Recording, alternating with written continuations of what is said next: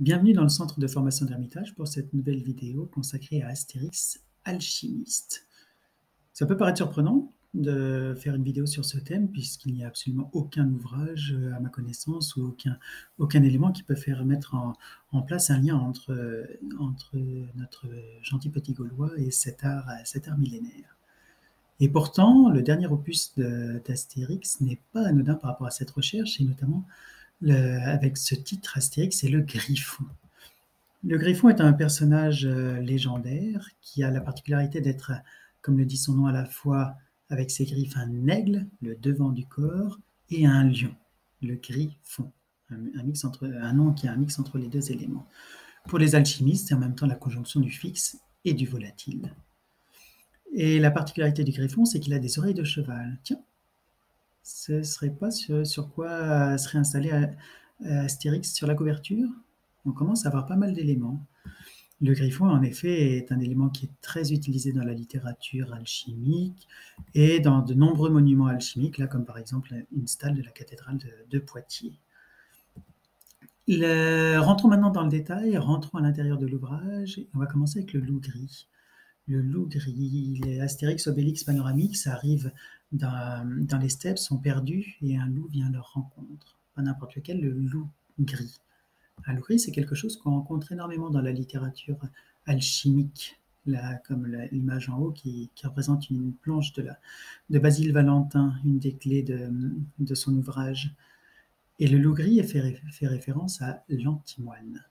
L'antimoine qui vient dévorer les différents métaux. Et c'est pour ça qu'on a une parole assez étrange de Panoramix qui nous dit que, au contact du loup, ton idée fixe redevient un peu sauvage. Il reprend sa nature première. Et pour finir sur le loup, on voit lorsque nos amis s'en vont, qu'ils sont salués non pas juste par un loup, mais par 1 plus 6. Ils sont salués par 7 loups.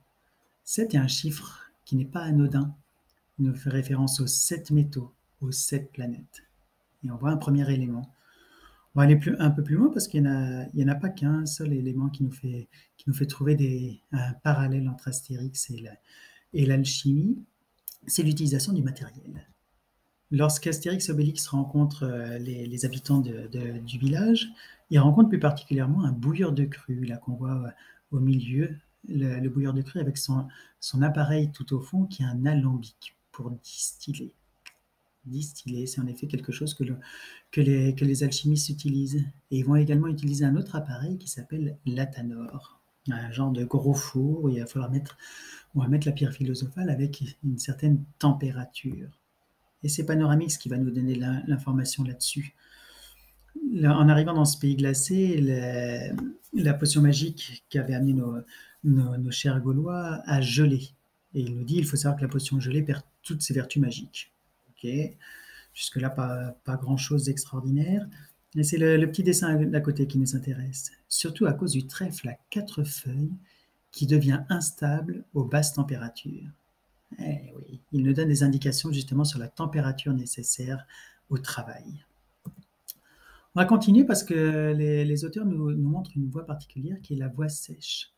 Panoramix tente de refaire de la potion magique en arrivant dans le village à l'aide de chloroquine, un personnage du camp. Et chloroquine se trompe régulièrement. Non, il ne veut pas de la marmotte, il veut des carottes. Il ne veut pas du lard, il veut du homard. Et à la dernière fois, quelque chose qui est assez surprenant, parce que Panoramix est en train de faire une potion magique. Il est en train de faire une soupe spéciale. Et que ramène chloroquine? Il ramène une pince et 2 sels. Je ne sais pas qui a essayé déjà de manger ces éléments, mais ce n'est pas très digeste. Et une pince, vous avez vu, cette pince a une forme assez particulière. C'est une pince qui tiendrait très bien à creuser. Et 2 sels. Évidemment, des sels pour faire du cheval.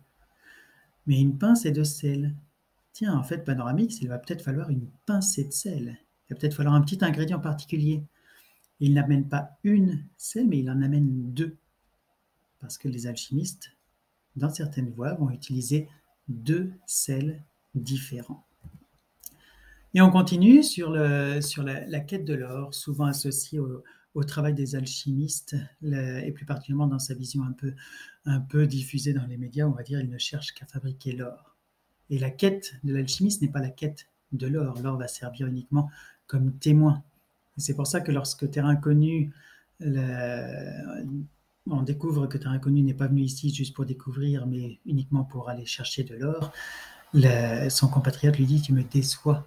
Parce que ce n'est pas l'objet. On n'est pas venu pour l'or, on est venu pour le griffon. On est venu pour la quête.